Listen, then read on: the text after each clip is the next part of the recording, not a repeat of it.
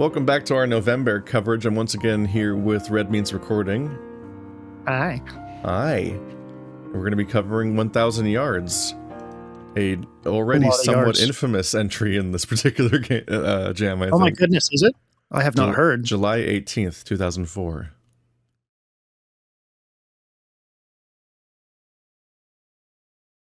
Infamous in that it's fucking with people, not like, oh, okay. Look at this piece of shit. I figured. Look, a fox immediately. The detective holds a piece of paper in his hand. He fidgets with it while he waits for me to answer him. He's a fox, and he looks pretty young, but his eyes are ringed with a dark circle that makes him seem older than he probably is. Obviously, you're the fox. Oh, fine. God.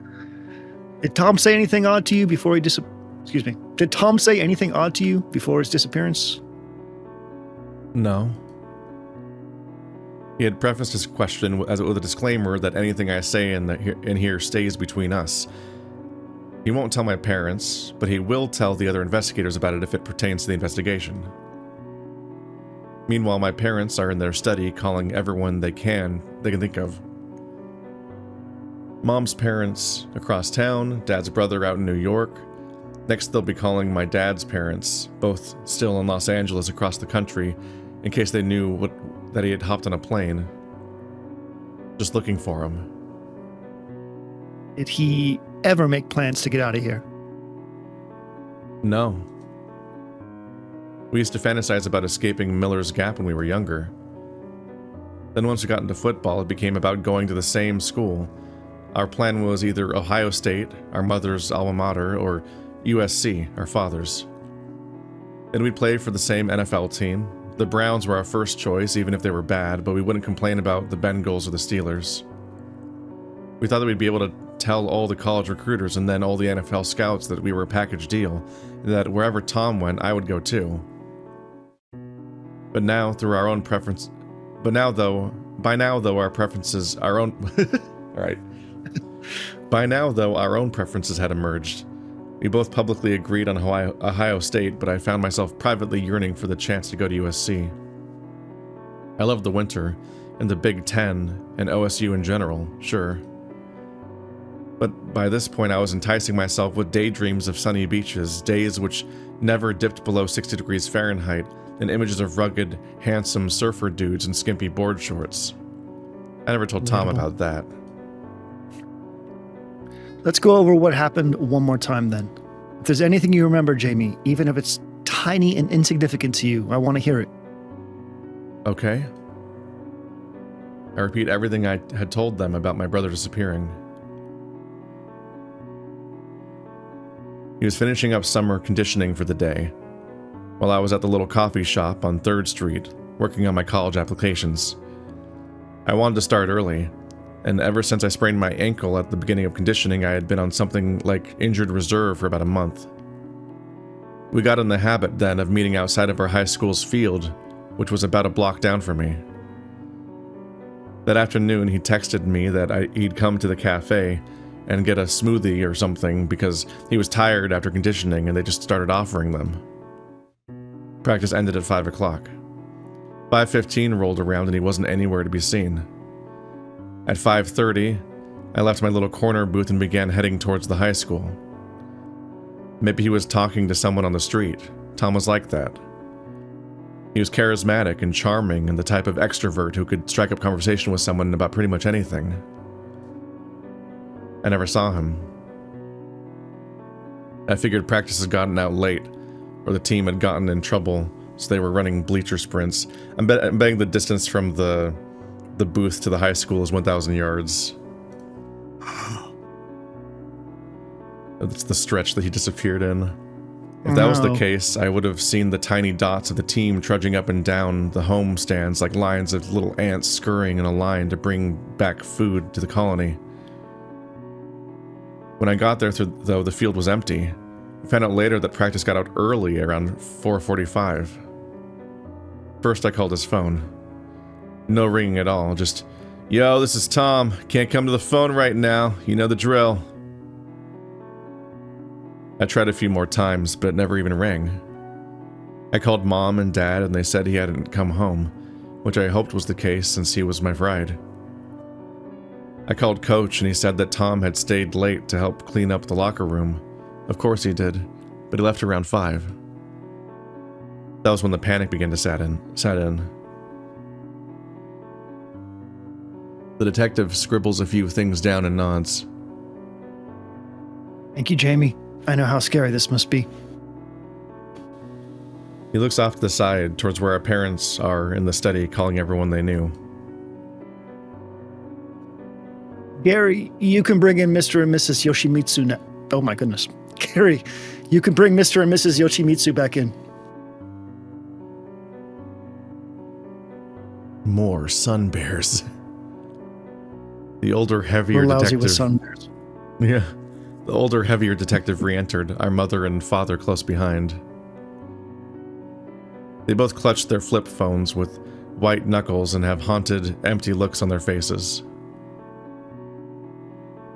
I don't have to ask any luck, and thankfully the younger detective doesn't breach the subject. Jamie, Mr. and Mrs. Yoshimitsu? The younger detective wrings his hands. I'll just say this. Tom was probably running off with some friends or something, and his phone died. Likelihood of this being anything other than a high school boy being a high school boy is low, almost nothing. I glance to our parents, who have taken seats flanking me on our big leather couch. They don't seem convinced. The older detective nods and scratches his stomach under his button-up. Yep, listen, he's fine. You don't have anything at all to worry about. This is the 21st century. This ain't some third world place. We'll find him so you can go ground him by tomorrow.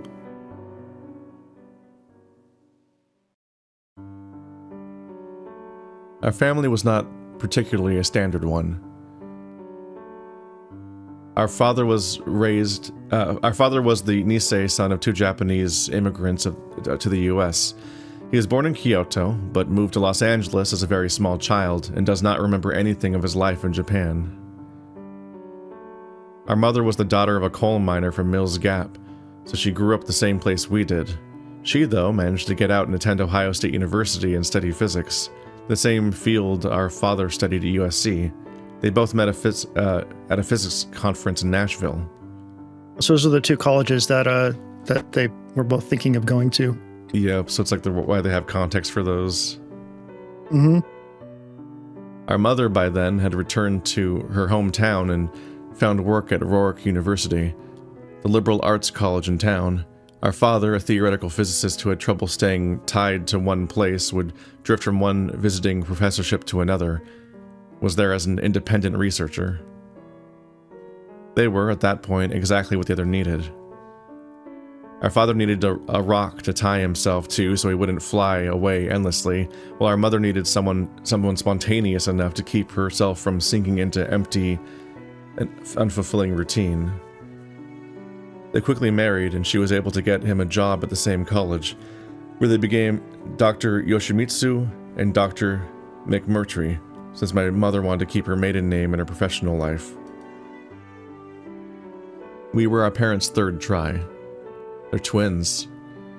Mm-hmm. This was something our father mentioned often, especially when we were children. In his mind, our twinship was special. The 2 failed pregnancies in the years prior to our birth were just preparation for the 2 of us coming. Neither of us wanted to be born without the other, he would say, a soul split in twain. Our mother hated it when he said things like that. She was a woman of the truth, of concrete reality. She would rebuke him and they would argue. Our father would say that she had no respect for his subfield of study and thought she was better than him, while she would say that he put too much stock in his own superstitions and was too mercurial, and that's why he was never able to nail down a professorship before they met. When the argument would fizzle out into both of them sequestering themselves on opposite sides of the house, it became my and Tom's job to pull them back together again. That's not great for kids. No. No. I was our mother's child. They're doing a lot of work, sort of like, connecting the twins together in a very sort of like important way, which I'm a little worried about, just in terms of like the emotion of the whole thing. Yep. No, it's not. It's not a great sign for the fate of the twin.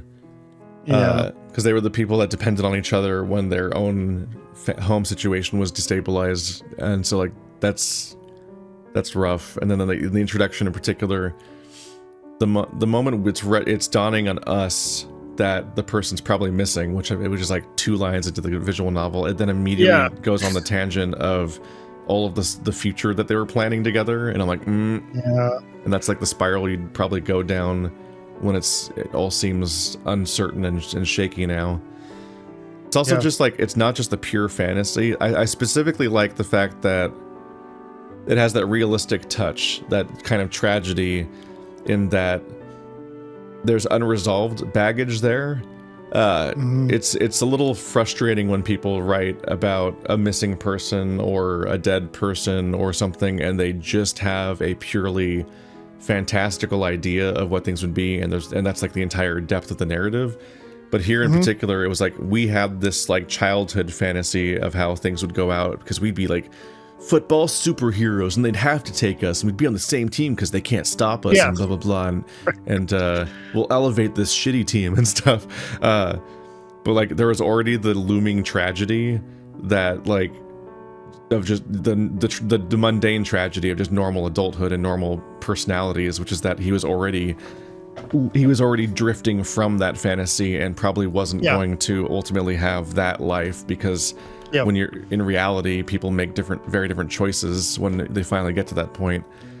And that was going to be a point of conflict at some point. That's now like that suspended, like in like that, exploring that complexity is like robbed from them if they never reach that point, essentially.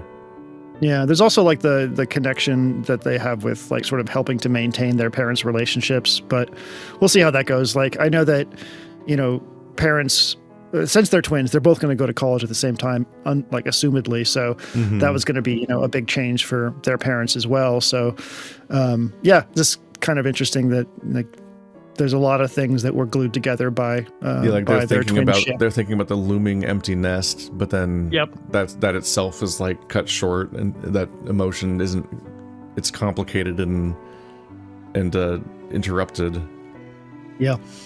I also just like that this is the second visual novel I've played in a row that has these format shifts. That's interesting. I find it funny because I also had novel mode format shifts for my own purpose, but it was just to symbolize that here's the voice of God, like intercom character is just like this like this voice that's separate from all the characters, so I had it expressed differently. The last one I played, Help Me Date Your Dad with Ka, that one did it. I think it was as like ways of introducing locations. So whenever it was time to like pop into a new location and describe it, they would pop into this mode and describe it in a different format instead of the line by line dialogue box like JRPG thing. And here we're doing like flashbacks in this format, and and it works pretty well there too. It's like you can very much use these different tools and contextualize them.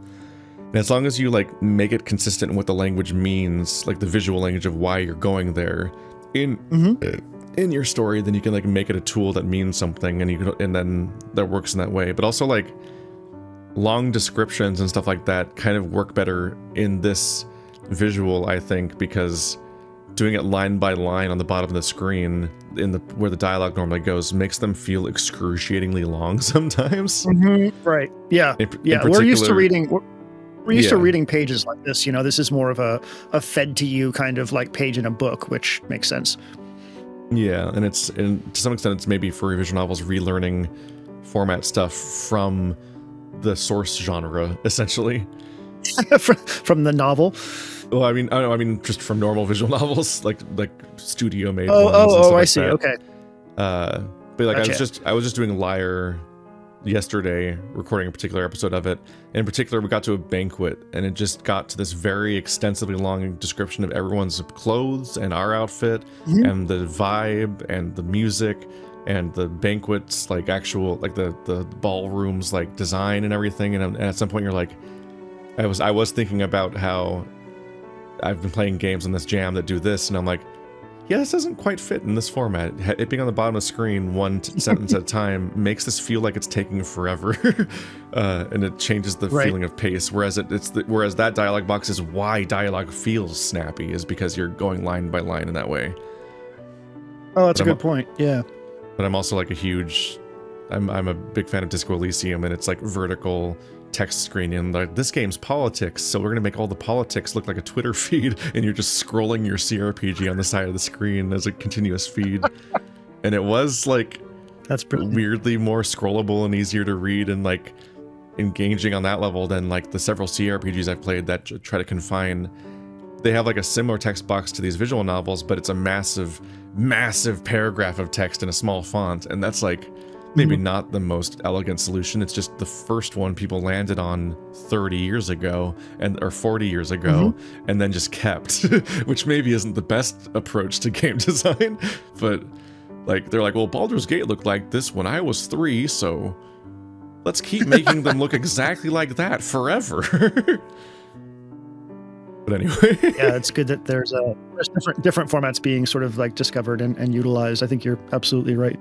Yeah, but like as an example of the format thing, it's like in the source thing, like the 999 series. Well, 999 is a mess because it was originally all novel and then switched to adventure mode in the remake, and you can pick between them, and that's a messy thing. But in the sequels that weren't compromised by being made on DS originally, they're all done in the bottom text adventure mode thing, but they cut the novel mode specifically for flashbacks, and like this is a thing that has precedent there. Like whenever they're doing flashbacks, they'll often like change format, and they'll suddenly show like a sepia toned like sketch across the background of the screen, and then they'll just scroll text across the top of it and change that format. So it makes a lot of sense to do that. Gotcha. Let's see. I was our mother's child, whereas Tom was our father's. This became our assignment when they would argue and split. I would approach our mother, who would sit in the study, hunched over an academic paper, her red pen scratching and flying across the pages with furious energy. I pitied the students whose papers she would grade when she would argue with our father. Tom would find him perched up on the back porch smoking or sometimes drinking. That's where we would do our work. I would console our mother and say that if they split, I would stay with her. Tom said that he told her father that he'd move back to Los Angeles with him. I know that we were both lying, but it would work. I don't know if that's the best baggage either. No, I did not expect it. That was the way that they were July 19th, working. 2004. Yeah, the idea that they specifically I'll like, move away from you. If you guys divorce, then we twins will also divorce with each of you. Check out my topless wanted poster. Got a shirt on. Jesus. I assume it's a football picture. Yeah, but there is something. It is slightly funny to have a topless milk carton photo, basically. That's a cultural context that doesn't go overseas, I don't think. I can't just cite the milk cartons. The milk carton thing? Yeah. Yeah, that's a local, because that was a US missing kids thing. It's so bizarre. Like, absolutely bizarre. Like, I don't even remember it. Was it like, were they specific to like local kids? Was it like your local dairy would have like local missing kids, or was it like a national thing? I would assume it was at least the same state or something. It's so fucking bizarre. Like I assume it doesn't. I assume it makes sense not to be massively local because the inherent struggle is that so they would have been moved somewhere. But there's like diminishing returns in advertising a missing person in California, in New York, and so on. Right. Yeah. This fucker was 6'2" and he still weighed less than me. One of the that's surprising. Yeah, for a football player, yeah. You think it'd be kind of built up? Yeah. I'm never actually a stickler on these stats, though. It's actually like I never whenever I need to come up with a character's stats, I'm like, I don't fucking know how to guess the correct BMI and weight and height. We need a tool for all authors that just helps you do these. Yeah. Yeah, exactly. Like how muscular do I want them to be? How chubby do I want them to be? Yeah. Exactly. Body types, all that. What's a good weight for that? how much does Legoshi weigh? He's like 6'3", but he also looks like he's made of paper. I don't know. He's like 90 pounds. Because tall, skinny people are deceptively heavy. Like, for example, my brother is like 4 inches taller than me and rail thin, and he's heavier than me. That's why I'm thrown by this stuff, because I'm like height puts weight on fast. Just so fast. Yeah. And like different densities of muscle versus fat weigh differently. Like I think muscle weighs more than fat, which is like why when you start to work out and start putting on muscle, like unless you're also cutting fat somehow, then you'll actually gain weight. So people will be like, oh no, I'm gaining weight. Unless of course that's what they want. This is a beautiful background too. I like the little the sort of anime watercolor feeling to it. The art's really good just in general. It's a cool style. Yeah. It's got a good color dynamic here, like the going from the crops or the weeds up to the sky.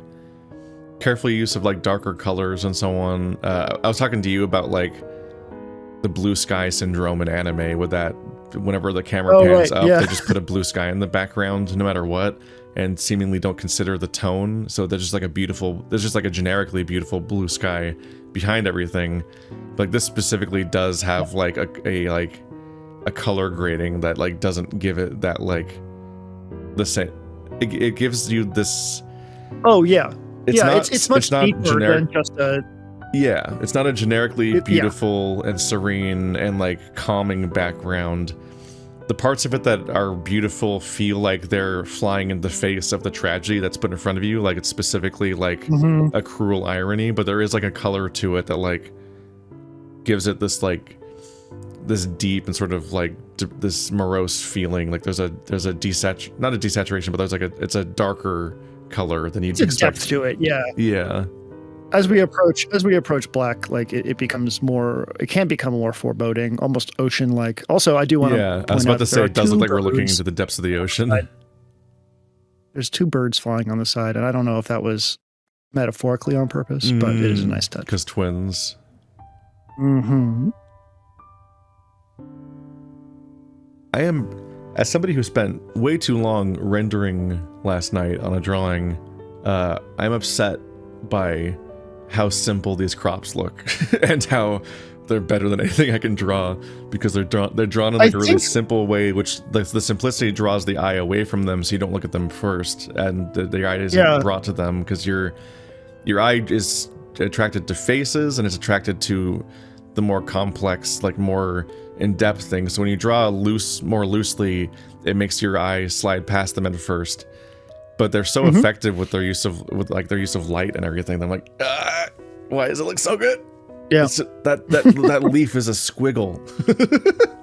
Why is it so perfect? 3 shades of like of maybe 3 or 4 like distinct shades of green, and that's about it. Like it's a cool what's that called?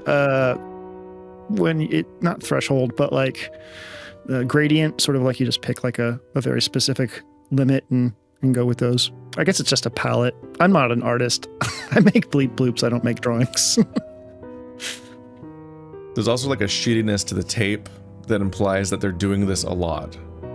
Yeah, that's true. Like the tape's not applied very well, which makes you think they have this giant stack of papers and they're just putting so many of these down that they're not like taking the time at some point. Like they're loose. Like the corners are actively like not effectively put in. It's a lot. Let's see. Tomio Tom Yoshimitsu. Missing July 18th, 2004. Black Bear Ursus Thibatinus Japonicus? I don't know. Japonicus. Yeah. I'm guessing that's the specific Japanese black bear, basically. 6'2", 217 pounds, 17 years old. Last seen crossing 3rd Street and St. Clair Street and Miller's Gap. Information, call Osborne County Police Department. Now, the Japanese black bear specifically has that little crest on its chest, that like triangular white V, which is very cool. But specifically 2004, full 20 years ago.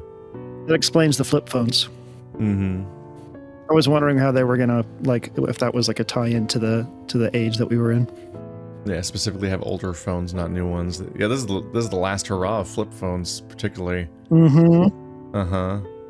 I specifically like this is somewhat evocative because I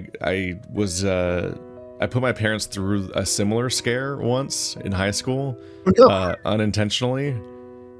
Which is just that I stayed after school for a thing because the teacher asked people if they wanted to stay after school for this thing, and I was like, yeah. And I just didn't really think about it, and I also like didn't have a phone yet, but I was like, I was 17, it's the same age that this guy is, but it was literally just like people were doing class presentations all day, and we were running out of time for them, so they're gonna have people volunteer to do them after school, and also people to volunteer to like basically just be the audience and watch like it's a normal classroom. And then anyone who couldn't get home, he was going to drive home and so on. He was just like, you know, being a teacher. Even though I was only gone for an hour, just the fact that my brother went home on the bus without me and immediately told my parents that they were already like flipping out and calling the police. And they were very mad at me for not having already contacted them that I was missing when I was just gone for an hour and I was just at school. And I was given a cell phone real quickly. All of a sudden, I had a flip phone a full 2 years after smartphones were already being introduced. But I very suddenly had a phone after not having a phone for all of school so far, just because of that one incident. It's parents' jobs to worry. If they don't, they're not doing that. This morning there were flyers all over town. They all used the same picture. A picture from our last family reunion out in Los Angeles, where he's positioned in a swimsuit with the wide expanse of the Pacific Ocean behind him. He has the cream-colored patch of fur on his chest on full display, identical to the one I had.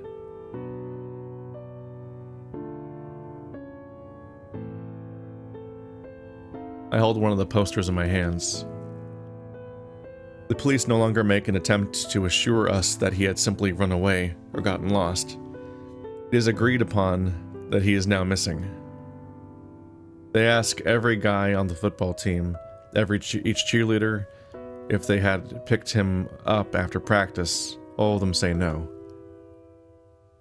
We were told they would begin knocking on doors all over town, asking strangers if they saw him.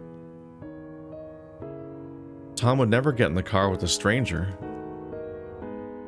I mutter as I trace his name on with my finger on the poster. I sit on our countertop. My lunch is sitting in front of me, getting cold. Our parents are sitting by the home phone. They've been hovering over it all morning like buzzards over roadkill. Our father looks up at me and nods. Yes. I mean, he would have fought. He's so strong. He would have made a scene, and there's no way that they'd be able to... Stop, Jamie. Our mother stares at me. In her hands is a card from the other professors at the university. Her eyes are hard. Please. I look between the two of them, hunched over the phone like willow trees, and I return my attention to my lunch. The police set up a tip line, and it was put in the morning news and the paper. If they heard something good, they'd call us.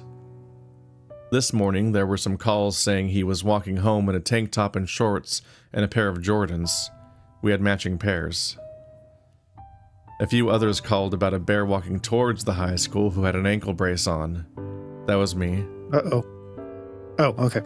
I thought it was, for a split second, I was like, like one of those prison, like house arrest things? No, it's the fact that we sprained our ankle, and that's why we were in at practice. Right. None of the calls said that they saw him get attacked or killed or shoved into a van. All last night, crews of people combed the town and the park and into the surrounding hills to look for him. They traced up and down the Daniel Boone Parkway and Highway 421, where it turned south towards Harlan. Nothing. But I knew him. He would not just disappear. The phone rings. My parents both lunge for the receiver, but my father picks it up. Someone speaks on the other side. The fur around his eyes bristles. They found his backpack. I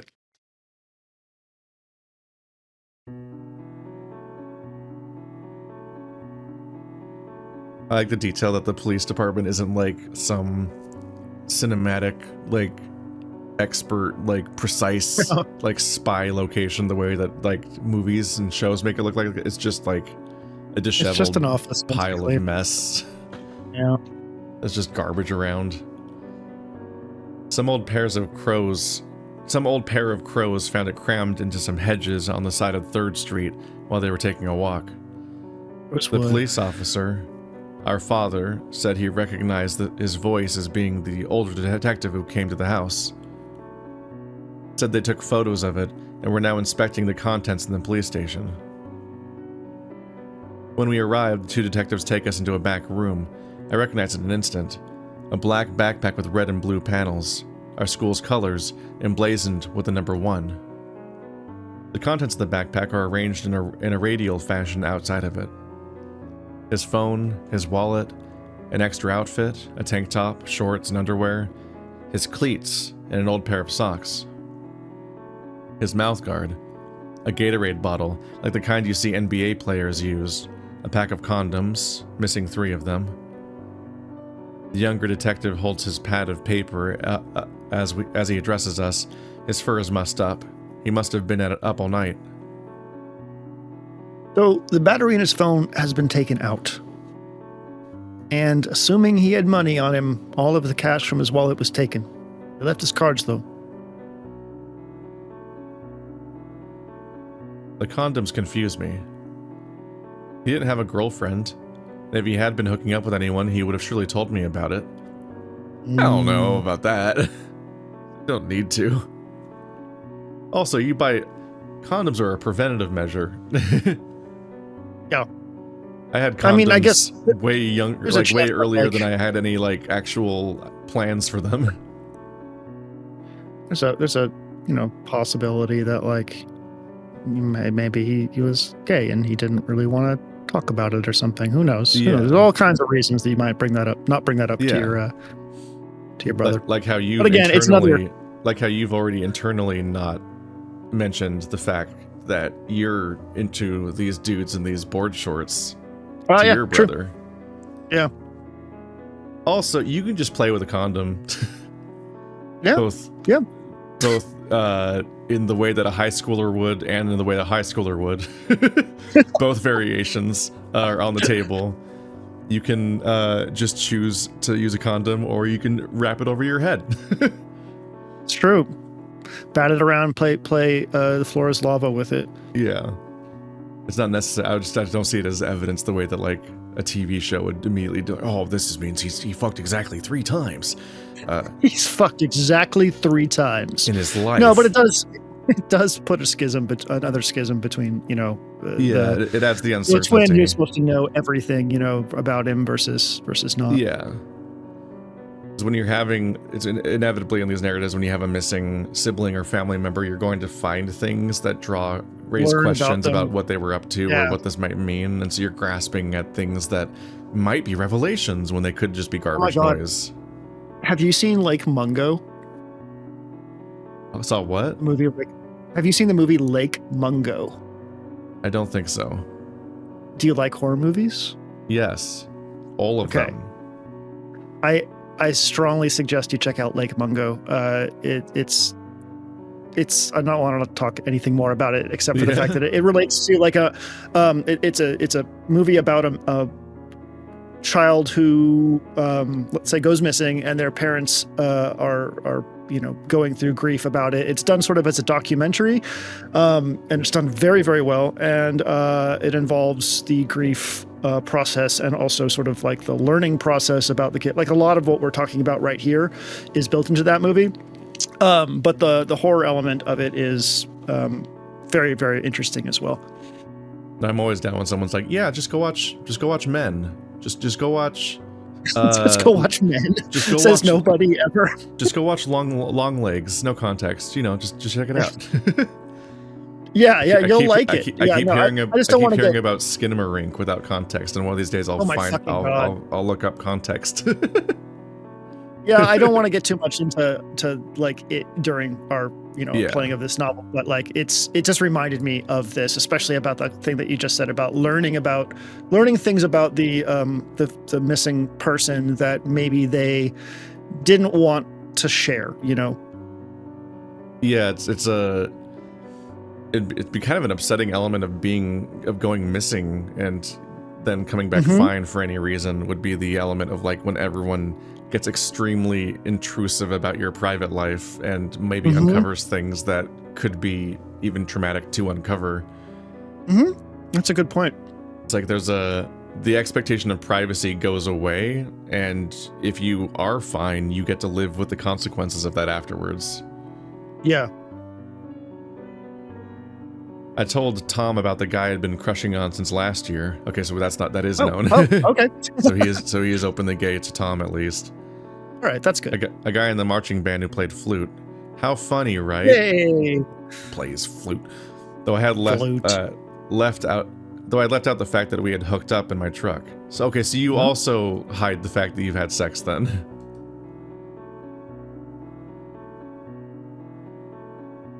Our parents stare at me. I shake my head.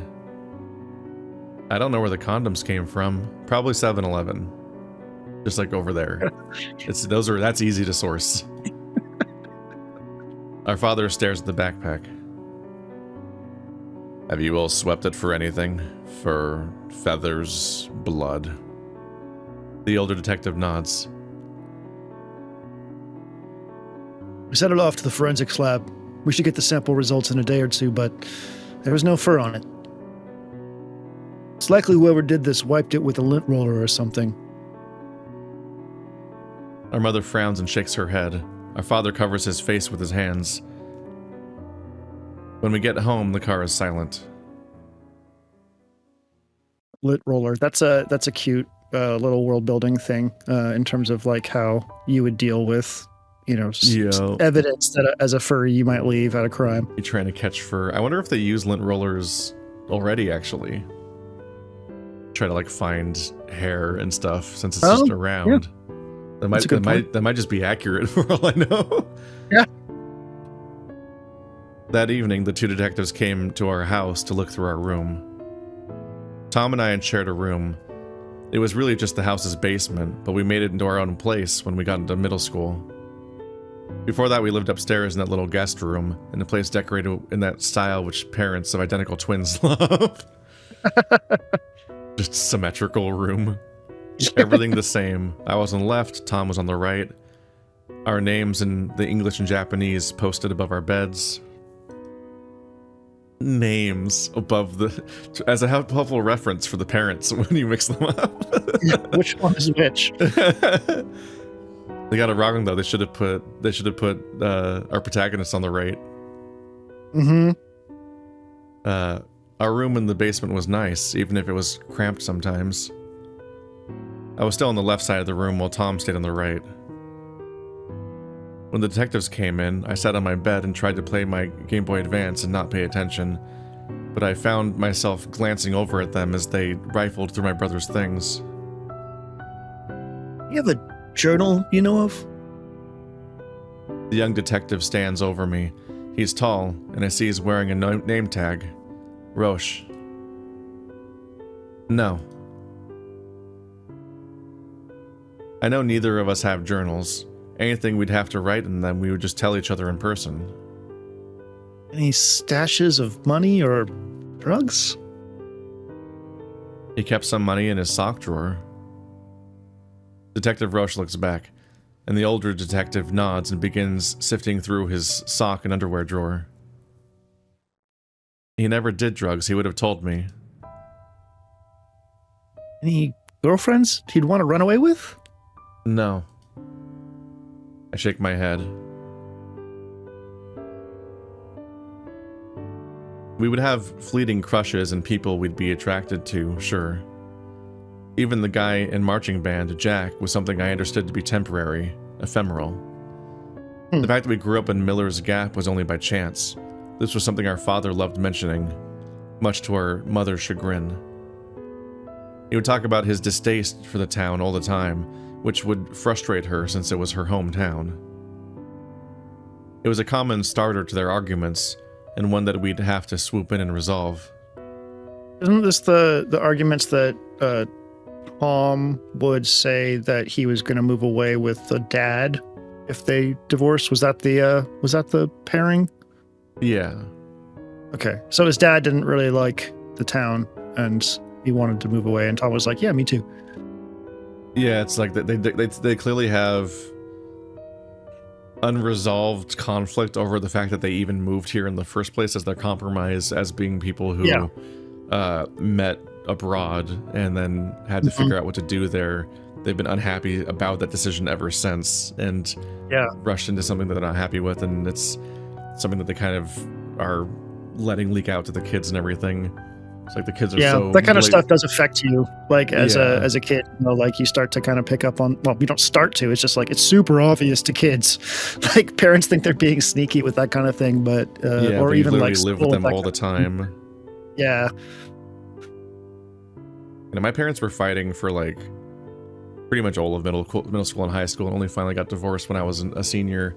And it's like you like rationalize it, like you kind of come up with like, wow, it's like this is probably a good relationship because they like talk about it and stuff, and they like this is just them airing. Like you kind of come up with like these ideas of like why they're still together, but it really is just mostly just a bad idea. Yeah. That's funny. Like my parents divorced when I was younger than that. But my mom and my dad, we both sort of stayed in the same town. Like we would switch off Christmases and stuff like that.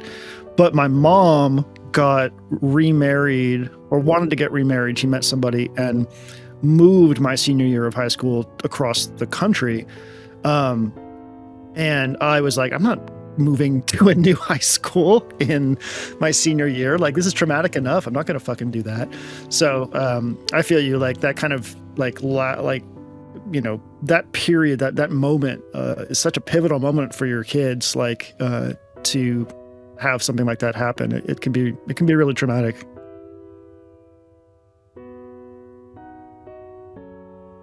I'd tell our mother that we love it here, while Tom would tell our father that this place was temporary and soon would be somewhere more modern, more metropolitan, more fitting for our cosmopolitan family such as our own. Y'all are just might be making it worse. Detective Rush stares at me, and his eyes seem to tinge with a slight amount of sadness. Friends can have secrets from each other. I want to slap him. I want to grab the collar of his gay little trench coat and scream at him and shake him back and forth. Damn. How dare you say something like that about my brother? But instead, I just shake my head and turn my attention back down to my GBA. Period appropriate handheld device. Money's still here.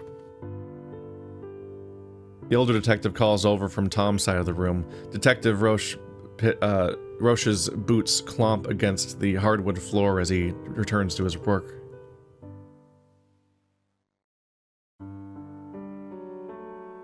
In the days and weeks that followed, there were sightings of Tom all over the place. One call claimed they saw him climbing the fence into the closed-off coal mine upside town. One person had him in a truck stop right off the interstate.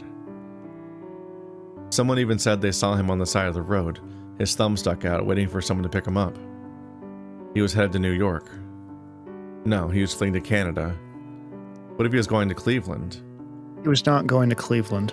the one false data point. We're getting the flood of witness reports where it just becomes useless because it's people making shit up to sound interesting, or they're just mistaking every bear as being relevant. Yeah, I think this is probably something that is pretty common, unfortunately, in missing person cases, especially in smaller towns. Thinking of Tom abandoning us and running away was incomprehensible to me. He wouldn't do something like that. He loved our family too much. Our friends, our team. We were going to the state championship this year, and he was going to lead us as our quarterback. That's what always infuriated me about those claims.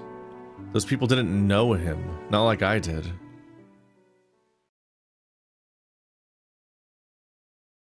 August 17th, 2004. I think the last time was in July? The first football game of the season. I sit on the bench in the locker room, my pad strapped on and my face painted. 2 thick lines of white paint lathered through my cheek fur. We're playing the private Catholic school in town. It's always a big rivalry matchup. I'm ready to flatten someone.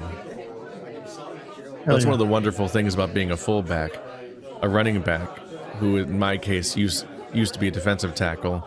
There were few things as satisfying as running over a man. There had been no updates, and tomorrow marks 1 month since he left summer conditioning and was never seen again. There you go. It's one of my tiny criticisms of like title cards that say the current date is. I'm like, I have not been memorizing these. Is like the universal response my brain has. So I always want it to just say like 2 weeks later, either in place of that or alongside it. It has to always be in the SpongeBob format as well. Oh God. The forensic test on his backpack came back inconclusive. There was nothing there. No fur, no feathers, nothing. Just Tom's DNA as far as the eye could see. The search parties had continued. It could be taken a number of different ways, but Tom's DNA as far as the eye could see. As far as the eye could see, it was just everywhere. It was gruesome. The search parties had continued, spreading out further into the county, along the side roads and gravel trails and deep into the abandoned haulers. Nothing. A pair of large, heavy hands clapped down on my shoulders. I look up. It's Coach Frederick. The bull has a tender expression on his face. It's one you don't see very often. I saw it earlier this summer. The first time I saw him after Tom disappeared. Are you ready? Oh, I'm sorry. No, you take the bull. Sure. You got a good voice for that. Are you ready? Yeah, I'm excited. If you need to come off the field or go to the locker room early, let me know. There's no judgment here. That won't have to happen, but I nod and smile anyways. Thanks, Coach. The fact that the bear just it has the same eternal 1,000-yard stare in every time. I don't know if he even has other like shots, but it's just like that's the days he's in. Mm-hmm. He pats me on the shoulder again before stomping away. The other players chat and get ready. Tom was much more of a social creature than I was. We ran around in the same circles and our friends overlapped, but it often felt like I was just tacked onto the group because Tom was there. He would always go to our pre-game ritual, where the whole team would crowd around him in a circle and he'd hype us up. We'd erupt into cheers and jump up and down and shove each other, and for a few minutes, the inside of the locker room was transformed into a mosh pit at a metal concert. You had to get angry. You had to hate the other team. And God, I hate Miller's Gap Catholic. Our backup quarterback, a junior named Mason Surratt, filled my brother's role. It worked for the most part, but I could only think about how much better it would be if Tom were here. I'm sure that won't spill over. Nah. Look at this beautifully empty area. There's just the giant stands and then just a horizon. There's just nothing around. Yeah. The Midwest is I don't know where Miller's Gap is supposed to be. Is this a real place? Like, where's Miller's Gap? I don't remember if it was specified that much. Well, I mean, they said like Canada, New York, Cleveland, so it's like... Yeah, so it's probably northeast. Yeah. There is a Miller's Gap in Oregon, but like... that's the Midwest. Yeah, the Midwest is like a wild place of flatness. It's hard to conceive of if you live in a place with any kind of hill. Mm-hmm. It's very wild to fly over whenever I go up to Chicago, and I'm like, this landscape just goes. It just goes forever. It just goes. And the mountains just stop. I'm just used to mountains. Yeah, it's wild. We moved out to a more rural area like a couple years ago, and when we were looking for places to move out here, there's a lot of farmland, and so some of the places that we were looking at, like, were on this farmland, and it was like, so I was like, I don't want to move to a flat place because I'll get prairie madness. Like, you'll get the whole prairie concept madness. it's just like nothing but flat with nothing you can see on any horizon. It's just such a wild concept for somebody who like grew up in like, you know, a very mountainous region. Start to wonder if you're like living on the Animal Crossing scrolling earth.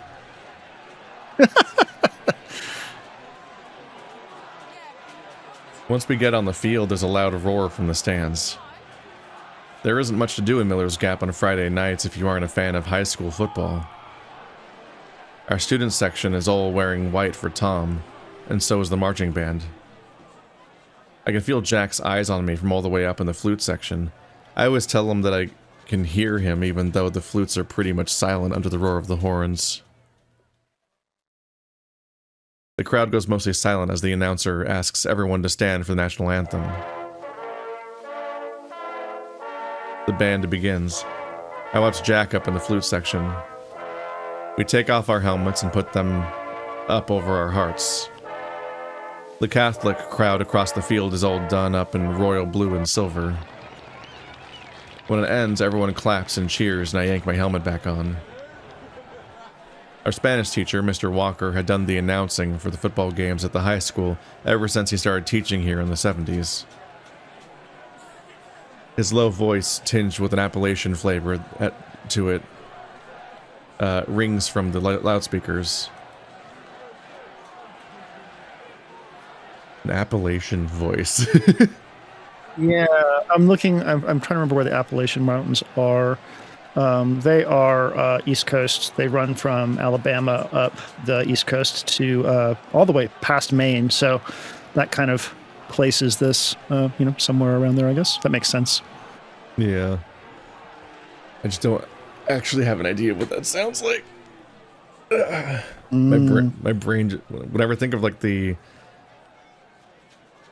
my only context for New England accents and stuff like that is just the idea of like chowder. When people chowder. Well, no, there's that. But I'm thinking of like the people, what people refer to as like the like newscaster voice. It's like, oh yeah, no, totally. Yeah. It's like, now please let's observe a moment of silence for Tom Yoshimitsu, whose family is in our thoughts and prayers. I feel the eyes of the entire field land on me, poking and prodding at me from all directions like one of the frogs we dissected in freshman bio class. It's silent other than the quiet electrical hum of the floodlights overhead. It lasts an eternity. Then the speakers crackle to life. Thank you all. Cheers erupt. The band plays our fight song. It's game time. Our mother grew up with a love for football that was passed down to Tom and I. She loved Kentucky football even though she ended up going to OSU instead. She, not our father, taught us first how to throw. If she had been a man, she could have played at least high school ball. I remember the first game we played when Tom was our quarterback. We were little kids and still played flag football because my father didn't want us getting hurt, which didn't last too long. We were both bigger than most of the other kids by virtue of being Ursines. Even from then, Tom had a signal caller's vision and an arm like a cannon. I could push through kids like you'd push through a bead curtain. We were built for this game. That is a great little turn of phrase. That's nice. Yeah, just the effortlessness of it. You're primarily a visual obstacle as a person. I remember my parents were trying to toughen me up, or I think my dad was trying to toughen me up, and my mom was trying to like I heard that you're supposed to have like hobbies and clubs on your college applications stuff. So they kept trying to sign me up for different things. I lasted 1 day of football practice. Oh gosh. Yeah, literally immediately like got like slightly hurt and I was like, I don't like this. As a kid, not like school football, but like those football thing, like the sports that you sign up kids for growing up. Like as intramurals or whatever. Yeah, I did 3 years of soccer. I named the team. Specifically, I named the team the Double Dragons, and everyone thought that was cool. And there was a banner with 2 dragons and stuff. And hell yeah! That was when I got that name into the team when I was like 6. I came back to the same team when I was like 10, and they were just the dragons now. Somebody noticed. Somebody noticed that it was that I had named them after a copyrighted video game. Extremely funny. It sounds so cool though. Yeah. It's now 21-3 at the beginning of the 3rd quarter, and we've been dominating the game. Mason's done a good job behind center, and I've been running all over the defenses like normal. We do a standard running play. Our center snaps the ball, and Mason hands it to me. It's an off-tackle route. I surge forward, pushing past red and blue jerseys and shoving aside white and blue ones, which try to pull me down. I make it to the first down marker, and the band plays a short version of our fight song. The guy who tackles me stares at me as we're both getting up. He's number 82, and some kind of cat. He stares at me, and I can see a glint of... his eyes glint in spite of how his whole face is in shadow from his helmet. We look at each other. He speaks just loud enough for me to hear him over the crowd noise.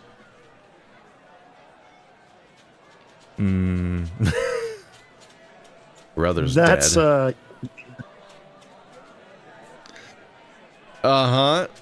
I kind of thought that might go like that. Uh-huh. He's a puma. Great art. Probably. Yep, that was, someone went to get a rile out of someone. Probably an intentional sabotage, because if you rile him up correctly, then, like, he'll get probably red flagged or whatever. Yeah. It's not soccer, but... Do they have flags in the football? I don't know. I think the coach is just I don't know what the rules are called, or the call-outs. He looks fucking huge, because he's already huge, but he's also got the giant pads under his shirt. Like, there's a lot of detail there. Mm-hmm. He's a big boy. How do people draw? It's fucked up.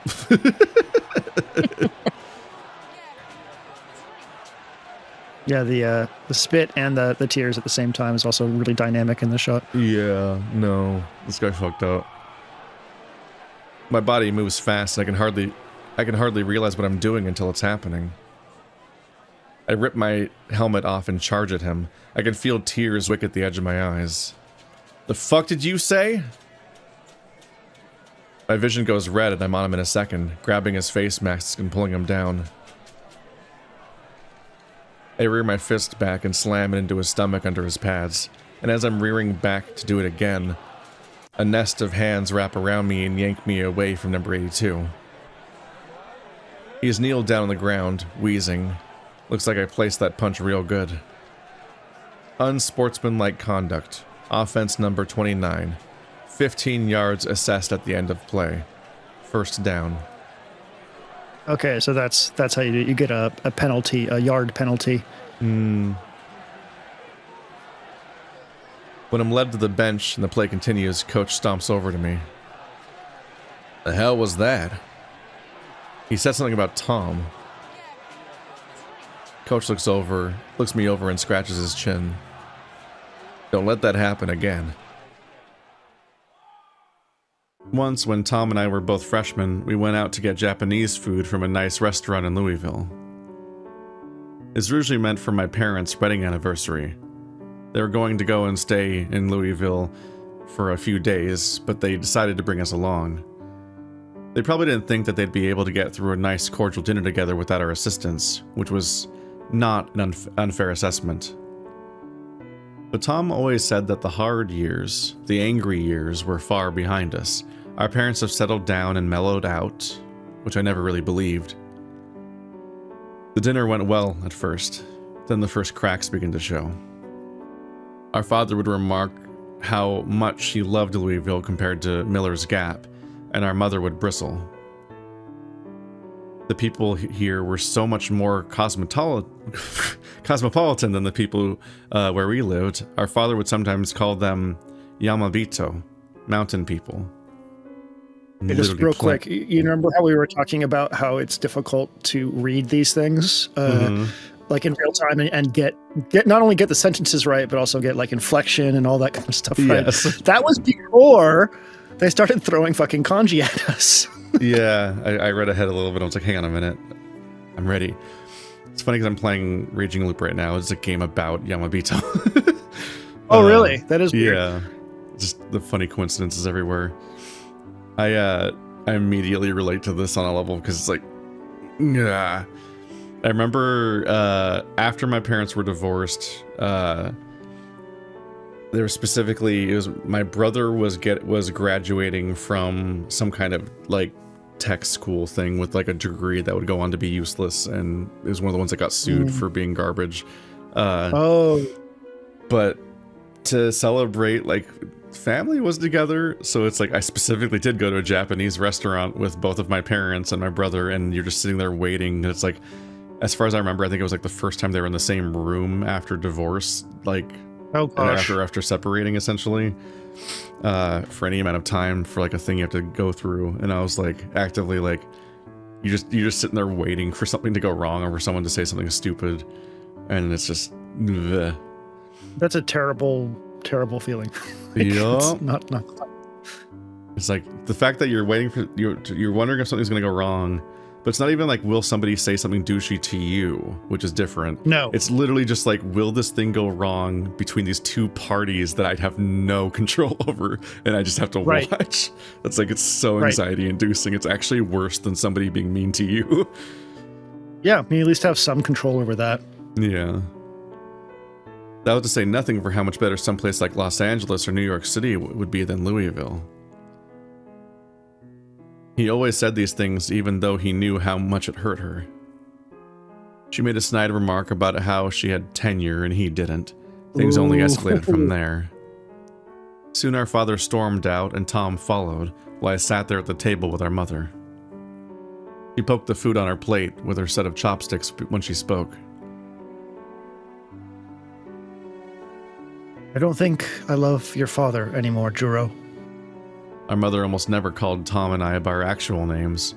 It was only when she was very serious, or she was very angry with us. That's not true. That's not true. Oh, wait, sorry. I wasn't sure who was saying that. It is.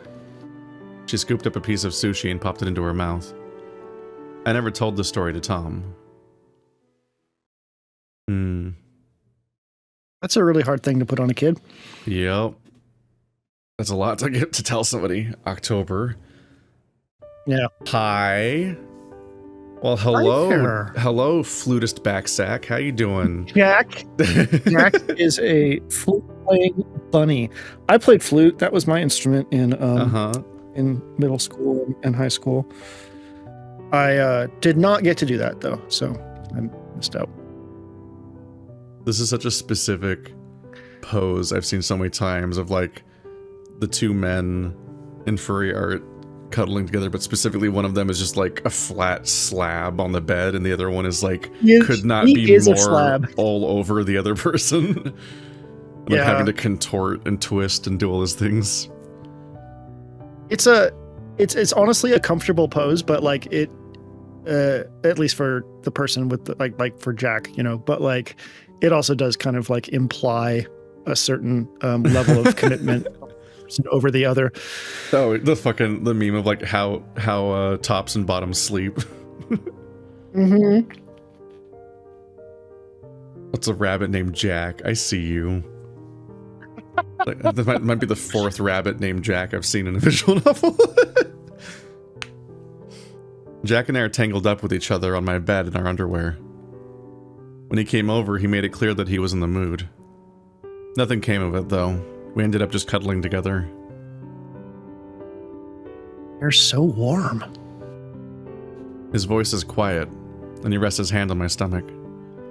He rubs it in circles, round and round. I can feel myself nodding off. As the weather cools, he becomes more handsy and a bit more physical with me. I'm sorry for, you know. Jack flashes a sympathetic glance at me. Why would you be sorry? Just because I'm not in the mood for anything. That isn't bad, Jamie. I mean, I'd be lying if I said I wasn't looking forward to it, but... His hand traces up and down my chest. I know you have a lot of stuff going on. You don't have to apologize. There's nothing wrong. Stuff going on feels like a flippant way to phrase it, but I swallow my annoyance and just sigh. I feel like I haven't been able to give you my full attention. Well, I'd be happy if we got to do more, but I know your mind is in other places, and I just want to help you. Things just feel very lonely and empty. Lonely? I'm right here, big guy. I frown. That's not what I meant. I don't know if he knows that. Are you sure you... His hand creeps down my stomach. My face heats up. Jack, please. I speak a little louder than I mean to. At my words, his ears flatten and he scoots away. Sorry. It's fine. It's fine. Let's just lay here, please. He stares at me before he returns to his original position. Okay. Gotta read the room, Rabbit. Yeah.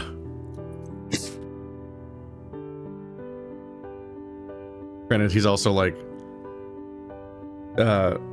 we are a constant series of contradictions. Like, he keeps thinking about how much, like, I would know because he's my twin, but he's also like thinking about all the things he keeps from his twin. And then he's saying out loud that he's lonely, but then not expressing. And then he's thinking internally that he doesn't think Jack knows what he means, but he's not saying what he means. Like, he's not actually clarifying the thing there, which is that his twin is missing, and how that that experience is so hard to process. I would think. I mean, these are supposed to be in high school, right? So we're pretty dumb when we're in high school. Yeah. But I wouldn't be so dumb to whoever I was like dating that I would be like, oh, you're talking about being not with me. I'm right here. Like, no, you're his twin. His twin is gone. Come on, Jack. It's sort of the struggle of just trying to figure out like what to say when there's nothing to say, and there's nothing you can do or say that'll improve things or help. Seemingly. That is tough. And then you're being told, especially in oh, sorry. I was gonna say, like, especially when you're younger and you don't have like the framework really to like figure out what to say.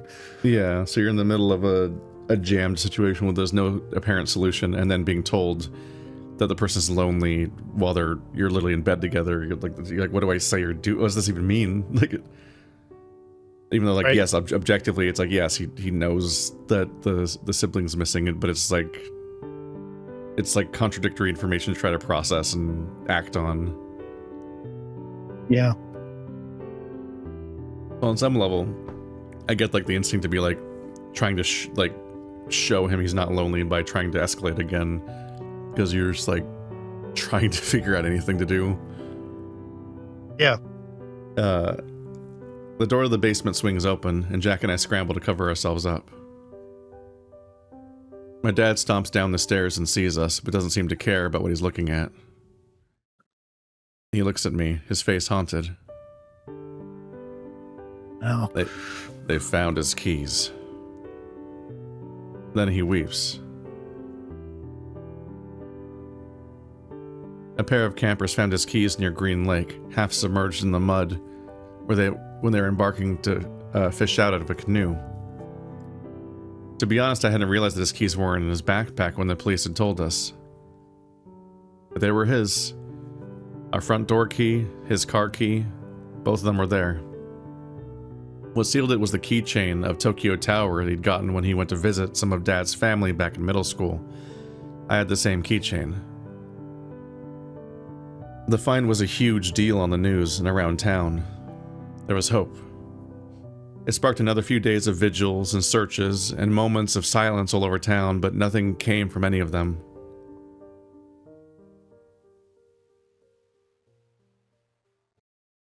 I counterpoint to the dad.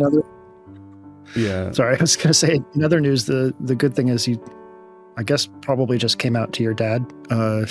Like, not really meaning to. Or whatever. Yeah. Like, as a counterpoint to the dad's stance on things,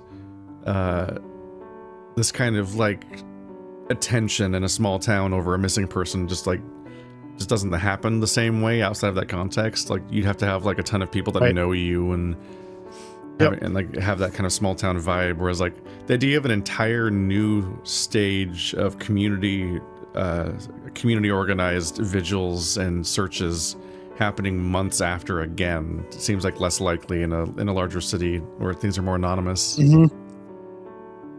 Yeah. Tom was the first person I had come out to. My parents came a few weeks later. Oh. Okay, sorry. I should have read that sentence before I made my comment. That's just the visual novel curse, is if you make any observation or claim, there's a 50-50 chance It'll the next literally sentence will contradict it. I've literally had, like, 10-minute conversations with somebody while the screen is currently saying something that the chat's just waiting for us to realize. I wonder if this will happen. I wonder. Yeah. Well, let's explore that concept. My favorite thing is also clicking and having the next line be like, "Whoa, that was a lot," after we talk for 15 minutes or something, or just having some kind of funny transitional dialogue that sounds like they're reacting to us. I was lucky in a way that both my parents were cosmopolitan people and that they had done their best to raise us that way, especially our father, who wanted our world to be so much bigger than Miller's Gap and the surrounding county. There was an air of superiority to it from our father, who wanted us to understand that we weren't mountain folk like these people. My mother hated that. My coming out to Tom was another manifestation of the fact that we told each other everything.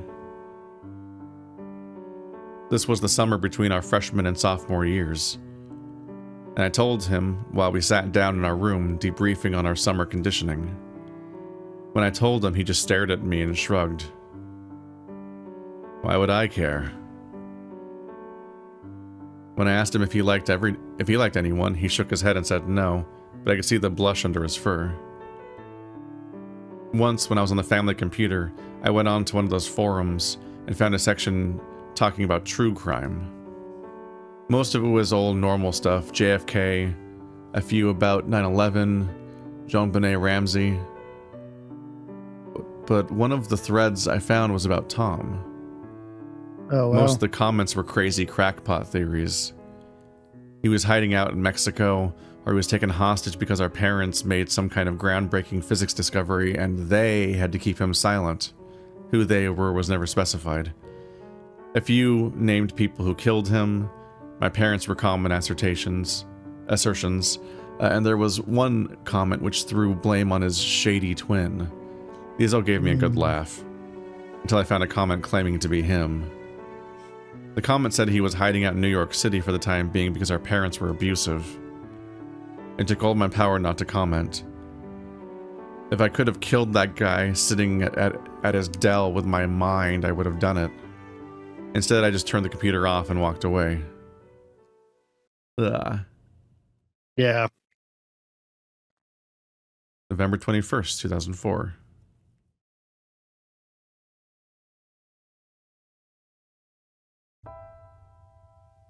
Today is our 18th birthday. Tom came out first. I came out second, gripping his heel like Jacob grasping at Esau. Wow. Is that a biblical reference? It seems like it would be, but yeah. Every now and then we received another tip about where Tom was. Oh, came out first from being born, not... Yes, came out first. Yes. Yeah, not... Yeah, so it's the phrase came out made me think gay, but I knew that he wasn't supposed to be gay. So then I thought, oh, he meant like came into the room first. But then I'm like, wait, but it's his 18th birthday. He wasn't 18 when he went missing yet. And I only just now got to... They literally mean birth. They mean like he was born first. Yeah, there's enough interpretations of that statement. This is really weird. Let me give you a quick Wikipedia, because it's a very odd that they would just throw that in there. The biblical book of Genesis, like as if it's as recognizable as like Job.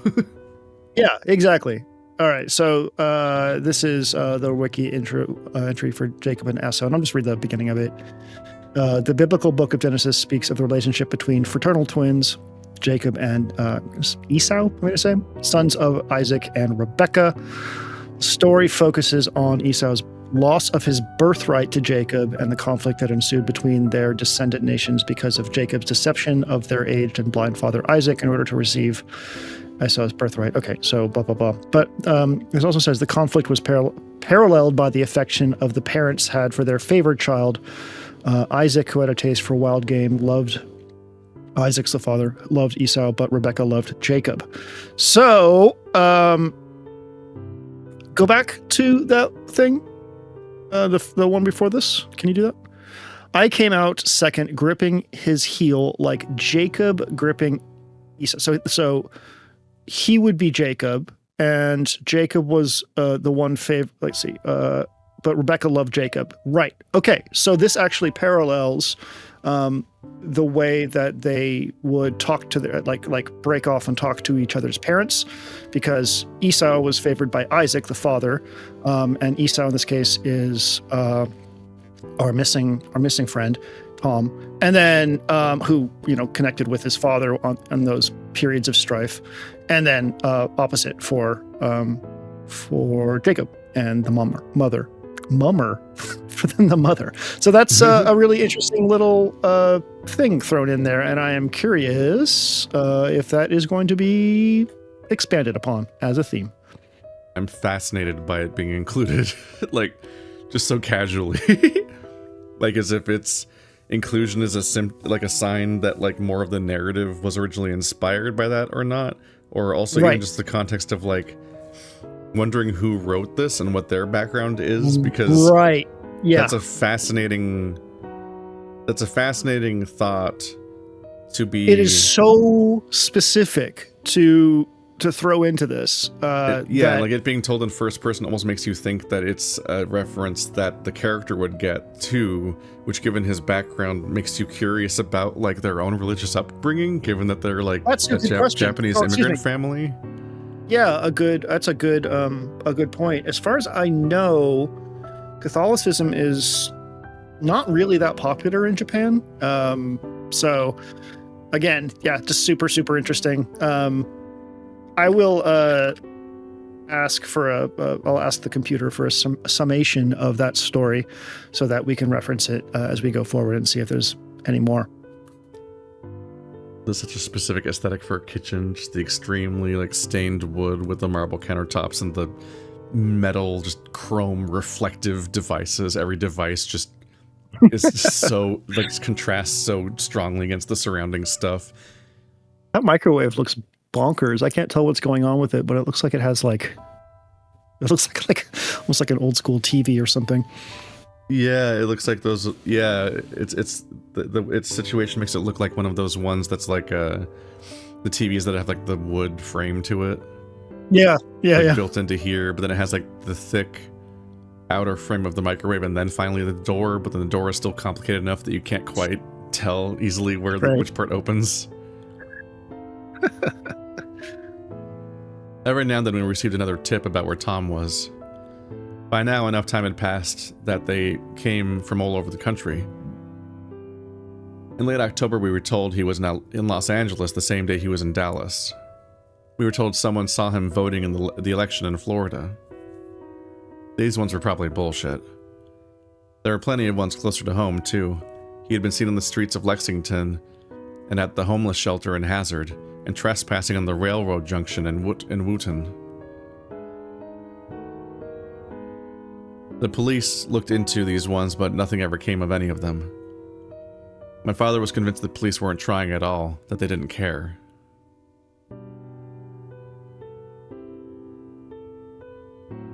As my parents sing me happy birthday, I feel tears welling up in my eyes. Tom and I usually did larger birthday parties. Our favorite spot was the bowling alley downtown, and we'd rent out 3 lanes with most of the football team. It didn't feel right to do that this year, with the specter of Tom hanging over our family. It's just the 3 of us, huddled around our circular dinner table as the sun goes down. Winter gets so dark, so quickly. I blow out the candles. I set a slice for Tom in front of the empty seat beside me. You gotta make me fucking cry. Stop it. Oh. He's still receiving cards. One from the football team and the boosters, our teachers, a number of football recruiters and coaches, all the churches and businesses in town. They're all set up where he would be sitting. I place slices for my parents in front of them, too. Lately, they haven't been occupying the same space, but to sleep. It's been more like ships glancing past each other in the night. They brush past each other, headed to the study or the kitchen. They do try to eat dinner with me. I appreciate them putting in the effort. The cape is the same color as blood, red velvet, Tom's favorite. Happy birthday. My mother reaches out and holds my hand. I remember when your hands were so little that you'd only be able to hold the tip of my finger. Do you remember that, Ken? She looks over to my father, who's poking around at the cake on his plate, disinterested. He often doesn't eat and has lost weight over the last month or 2. Both Tom and I took after his stocky frame, but that's mostly gone away. He stands small, hunched over himself. My mother clears her throat and looks up. And he looks up. Yes, you used to always reach up and grab my glasses and try to pull them off my face. You and Tomio. I started wearing contacts after that. He smiles and his voice wavers. I laugh. The smoke from the candle still lingers in tiny streams in the air like burned incense. My grandparents use that kind of incense in front of their butsudan when they want to mourn someone who's passed on. I take a bit of cake. What did you wish for? My father stares at me. Tom, is there any other answer? My mother's eyes dart down to the ground, and her mouth shifts slightly. My father stares at her, his gaze challenging her to say anything, but she doesn't. She just eats, her fork pulling off tiny bits of blood-red cake and white frosting. Is there anything you want to say, Leanne? My father still has yet to take a full bite of his cake. It has instead been drawn and quartered and pulled into little pieces strewn about the plate. Dad. I look up at him. He's prodding at her on purpose now. He's never coming back. She doesn't look up from her plate. My father stares at her, blank. After a moment, he stands up and pushes his plate aside. I'm not hungry. He stomps away. I turn up my chair to stop him from leaving. My mother just tilts her head downward, massaging her forehead. Dad, No, Juro. Enjoy your cake. He doesn't stop to speak to me. After a few moments, I hear the door to their master bedroom slam shut. It's only then that I remember you aren't supposed to tell anyone else what you wished for your birthday. Yeah. If you told them, it won't come true. Yeah. That's grim. The vigils continued, even though they'd slowed down. Sometimes groups in town, like the Rotary Club or the Odd Fellows or the Freemason Lodge, would go looking out in the county and up the hiking trails and hollers, but they would never find anything. The ladies from Mom's church brought over an array of dishes housed in Tupperware and wrapped them in tinfoil, all manner of casseroles and bakes and anything else imaginable. While my father used to love cooking and making his mother and grandmother's recipes, he didn't do it much anymore. Dinner ended up just being reheated casseroles. I found myself calling Tom's phone, even though it had long since been turned off. The investigators weren't able to find anything on there that seemed like a lead, so it sat abandoned in an evidence locker with the rest of the things in his backpack. I would lay in bed and stare across the room where he used to sleep and call, "Yo, this is Tom. Can't come to the phone right now. You know the drill." I would just hang up once the shrill beep sounded, but I'd leave a message every now and then. I'd use the opportunity to tell him about things going on in our family, or gossip about school. That day I told him how good the red velvet cake was. This became my evening routine when I was laying in bed, unable to sleep. A few weeks later, I signed my offer to go to USC and play football. At the same time, Ohio State made an offer to Tom in absentia for him to go play as well. It was a gesture of goodwill more than anything. This made my stomach turn. We had sworn to go to the same university, and even if he wasn't here to accept it, I couldn't help but feel like I had stabbed him in the back in some cruel, evil way. If he was still out there, what if he watched the sports news and saw there was a 5-star fullback recruit, Juro Yoshimitsu of Miller's Gap, KY commits to USC, and the line, "disappeared brother given honorary offer from Ohio State" right under it? I wish he saw it, and became angry enough that he'd reveal himself and screamed at me for betraying him and splitting the two of us up. And what did they mean, honorary? Made it seem like he only got it because he disappeared, which just wasn't true. During the signing, I sat up on the stage of our school's auditorium with my parents flanking me on either side, with the coach looming over me. The USC scout who I'd been talking to since last year wasn't there. He was busy trying to lock in some tight end from California, but he sent us a letter with a big box of USC gear. A cardinal and gold hat sat before me. Once I signed my name, I could put it on. Between me and my father was an empty chair, with an Ohio State jersey draped over it. That beautiful bright red, with Yoshimitsu directly above the number 1. My father holds the arm of Tom's jersey, rubbing the fabric between his fingers as if it were a set of rosary beads. Even when I signed the paper and donned the cardinal hat as the small audience clapped, his hands never left the jersey. Goddamn. Mm-hmm. Ah. Oh boy. Christmas. We're hitting the big days, huh? Yep. Christmas. Normally we have it at our house, but this year we decided to fly to Los Angeles and spend it with my family's family. They didn't really celebrate Christmas, at least not the religious aspects of the holiday. I don't know if anyone does, but I could always count on good presents from my paternal grandparents and my uncles. Sometimes I'd get things from my distant cousins who still live in Japan. Ooh, lucky you.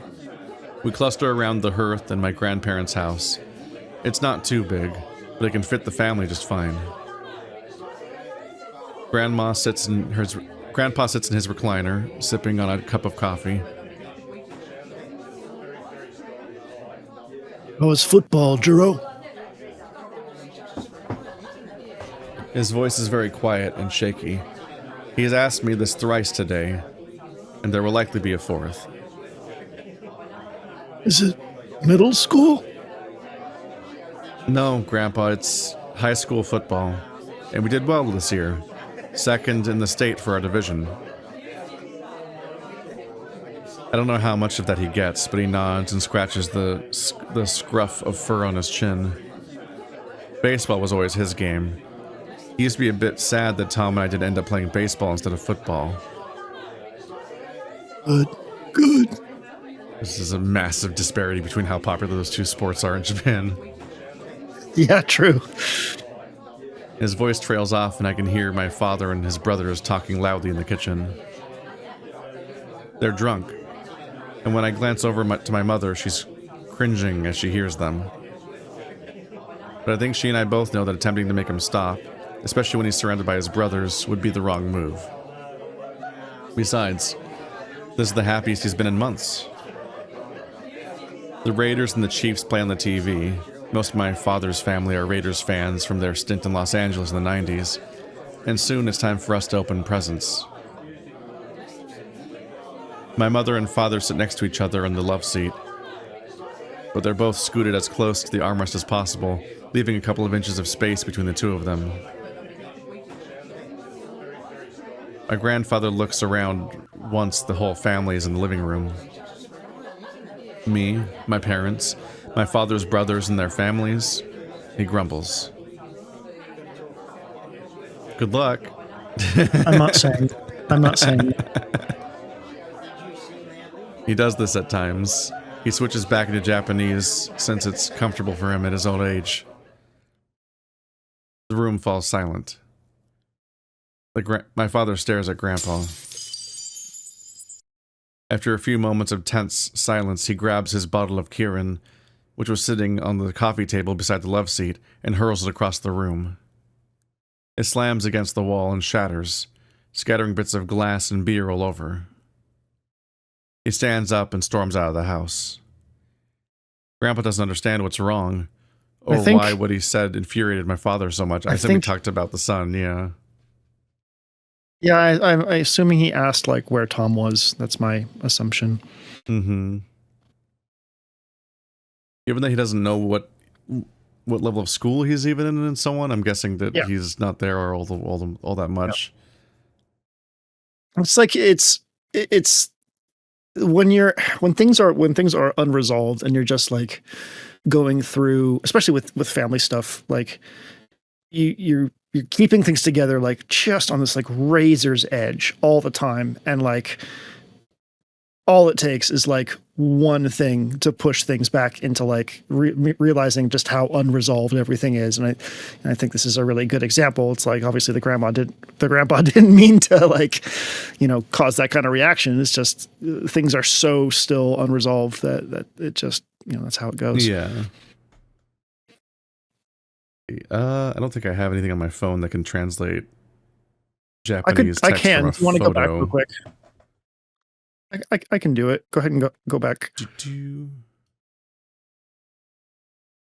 Yeah, 1 second. You need like one of those ones that can translate from your phone or something from photos. Yeah, if you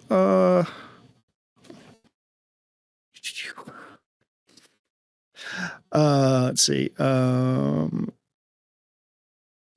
yeah, I know what I can do. 1 second. Here. If I take a picture of it on my phone, I can then use Google Lens to translate it. It says translate. Where is Tomio? So yeah, that would do it, as we suspected. Yep. He just shakes his head and sighs. Okay, I'm not going to do it for every single one.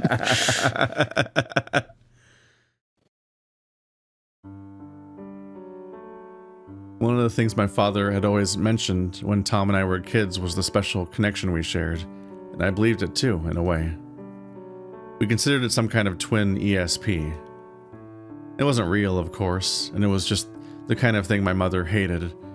She thought it was encouraging us to be the same as each other, to never branch out from the safety the other provided. Also, she thought the whole idea of psychic connection to be bullshit. I thought it was bullshit too, but since Tom bought into it to some degree, I never voiced that opinion. But I swear, anytime I saw him get sacked behind the line of scrimmage or hit by an edge rusher, I'd feel it. The blast to my side or my back, the concussive slam of helmet-to-helmet contact. Maybe it was because I cared much more about him than any other player in the field, even myself.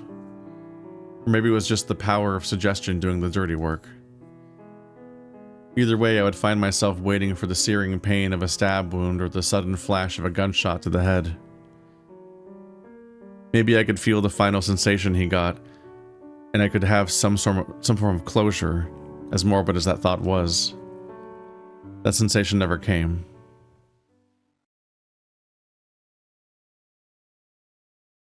January 10th, 2005. I was a little baby 14-year-old. Aww. This feels familiar. Hey, this does feel familiar. Yeah. I sit on the couch in our family room, my parents flanking either side of me. My father holds a pen in his hand, which he pops open and closed. I have the same fidget. Detective Roche stands in front of us, a manila folder in his hands, as usual. The old detective is gone. He retired after about a month or two back. He's been replaced by Detective Moreland, a tall and intimidating doe who looms behind Roche like a bouncer in a club. Instead of the warm summer sun, the tent outside was covered in a white blanket of fresh snow. Detective Roche sits down in the armchair across from us, I guess in an attempt to make this seem more like a casual chat. How have you all been holding up? It takes all of my strength not to laugh at the question. My mother responds, though. We're getting through it. Good. He scratches his chin. This investigation has aged him, or he's just very tired. His fur lacks the luster it had last summer.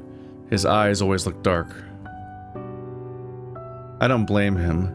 I get real tired of investigating stuff like this too. This is never a good conversation to have. I feel my father tense up. Did you find something? No.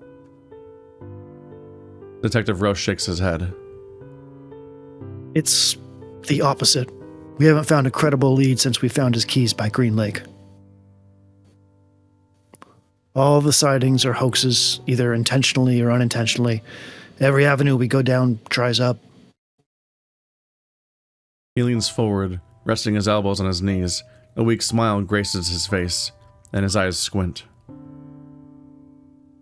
It may be time to come to terms with the idea that we may never find out what happened to Tom.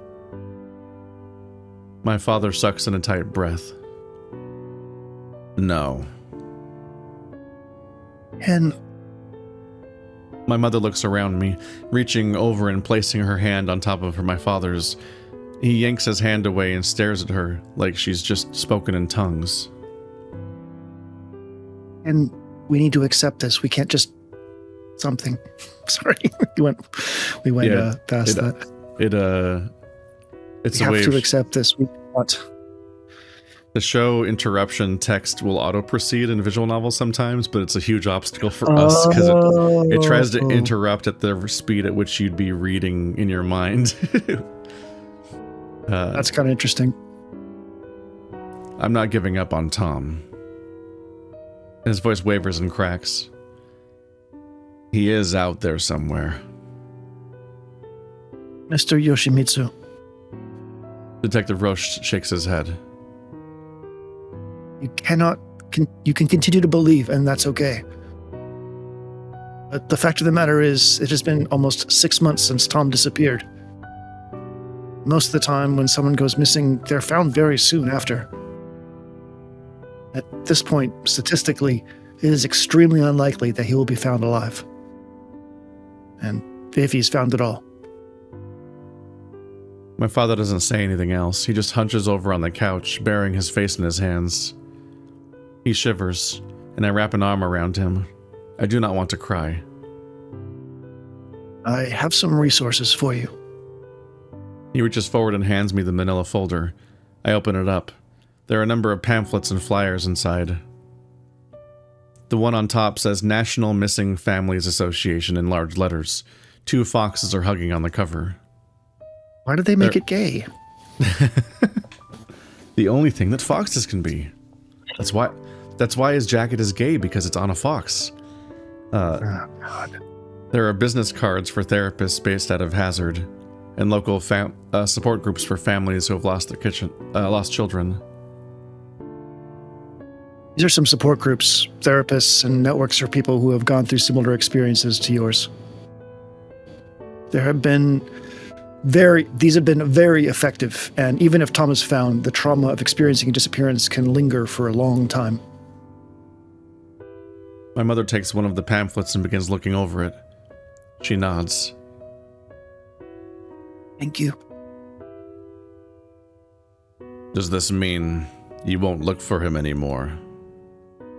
That's the implication I took from the scene even starting, was I'm like, oh, this is the scene where he says the case is closed. Basically. It's my father. His voice shakes and he wipes his eyes over and over. Detective Roche shakes his head. No. We'll always have his case open. He cannot be declared dead in absentia until he's been gone about 7 years, so we aren't admitting defeat. The FBI will keep his picture and case on VICAP, and we will always remain open for tips. It's anything but case closed. It's just, this is a small police department, and we don't have the manpower to dedicate into this case anymore, unfortunately. The fox's voice trails off as he speaks. He realizes that my father has begun to weep louder. The young detective knows he can't tell us no, but we understand what he's saying. They have given up. Our living room is quiet again. Detective Roche sits there for a few minutes as we weep. Soon, he understands and gets up. We'll head out now. We'll call you if we get any more credible tips. If you hear anything or just need anything in general, our doors are always open to you. The 3 of us nod in numb unison. My mother broke down into sobs as soon as the front door shut behind him. Yeah, the statistics around how long somebody is missing and how quickly they are found are wild, like exponential curve of how less likely it becomes they will be found the longer they're gone.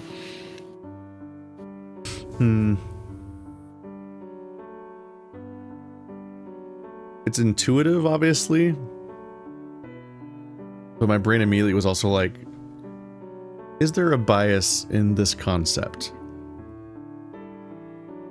Just because, well, if you're like plotting it out, for example, like if you disappear for 7 years and then come back, how likely is somebody else to also specifically be found at 7 years?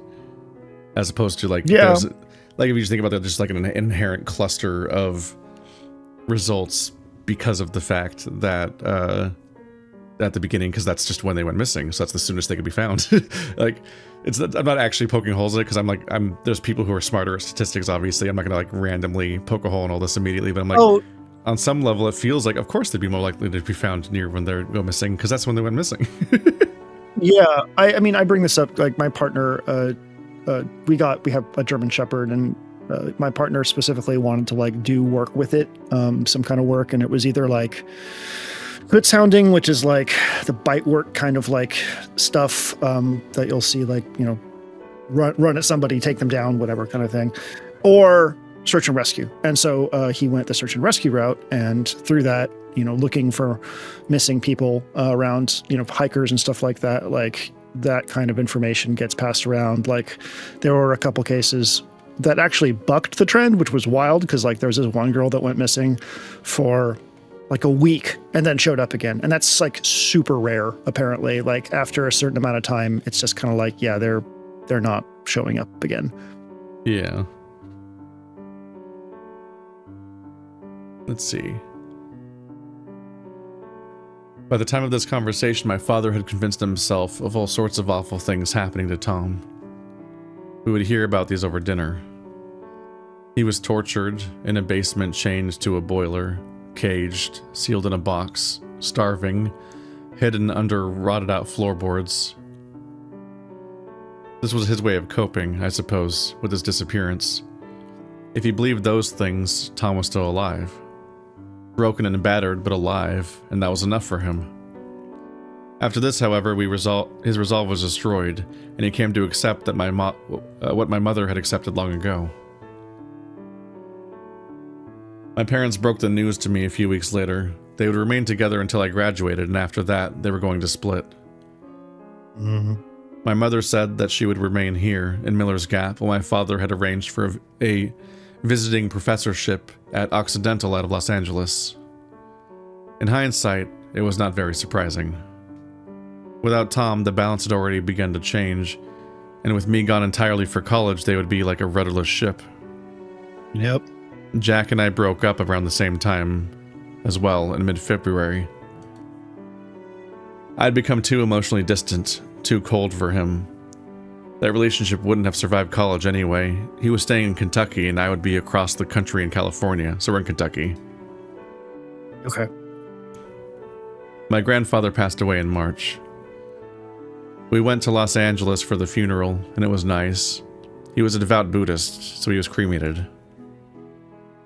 I was there for the bone picking, and I barely kept myself from throwing up. His urn sat next to the Butsudan in my grandmother's house. The rest of the semester passed in a blur. I graduated, and Tom's seat was directly to my right.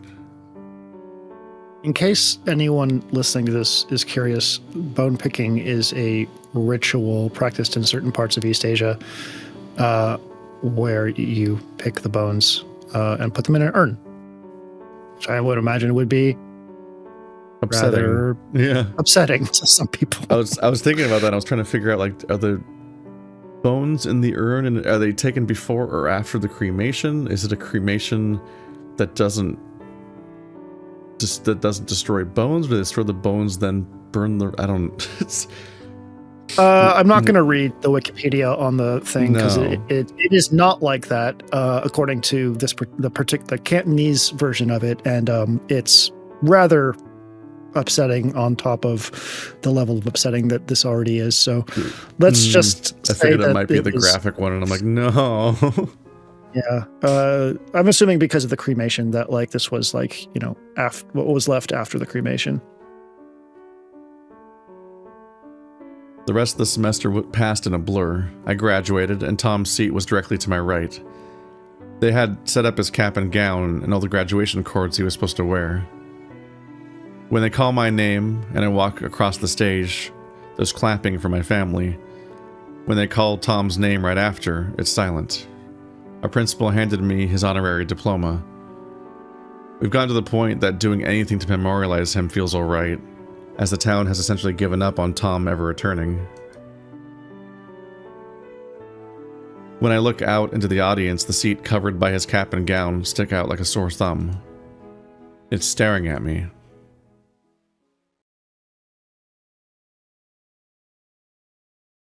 July 31st. It should be That might like be the 1 year. A few days before I moved into my dorm at USC, a youth group from the First Baptist Church of Miller's Gap went on a hiking trip to Union Mountain.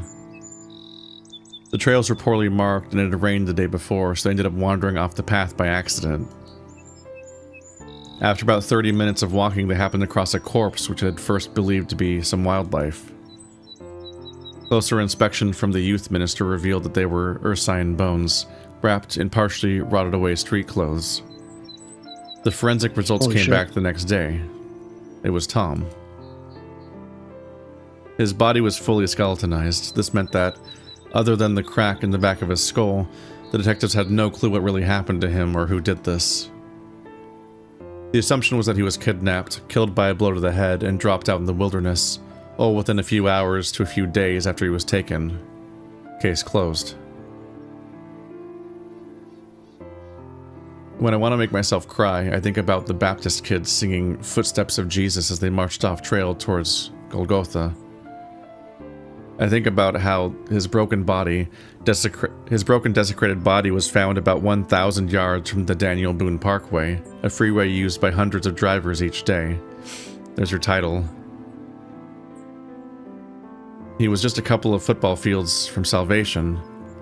By senior year, his number of passing yards during high school went well over that number. When I want to make myself cry, I think about them having to gather his bones and place them into a wooden casket with care. I think about how we did nearly the exact same thing for my grandfather months before. I think about my mother and father, together once again, sifting through our photo albums stored in the cabinets beside our fireplace to find pictures for his funeral. I think about my grandmother taking the picture of Tom from the wall of photos of the living and placing it beside the Butsudan in her living room alongside my grandfather's urn. When I want to make myself cry, I think about playing against Ohio State my junior year and knowing that he should have been on that other team across the field on the other bench. I think about how our parents would have come together, my mother wearing OSU and my father repping USC, cheering us both on. I think about how, when we won, he would have jogged over and congratulated me before saying he'd beat my ass next year. When I want to make myself cry, I think about coming back home to Miller's Gap 5 years later for my high school reunion and walking the same path he did on July 18th, 2004. I think about how, if I had just walked over to the football field, he'd probably still be alive. I think about how now he's just the name of a scholarship offered to a student in town, given to a football player who also excels in academics. He's the specter told by parents to their kids to make sure they understand that they have to be careful, that even a fully grown football player got taken and killed. He's the name of our high school's weightlifting facility, for high schoolers who ask who the hell that was now that he's begun to fade from the town's immediate consciousness. He's an attractive figure of writing, a mystery of a perfect teenager and a perfect family demolished. He's the figure thrown around for people to complain at city council meetings or on the internet about how dangerous our world has become. I think about how, when we found out about his corpse, only then did I begin to wonder how I would be able to go on living for decades without him. I think about those things, and it works. I weep.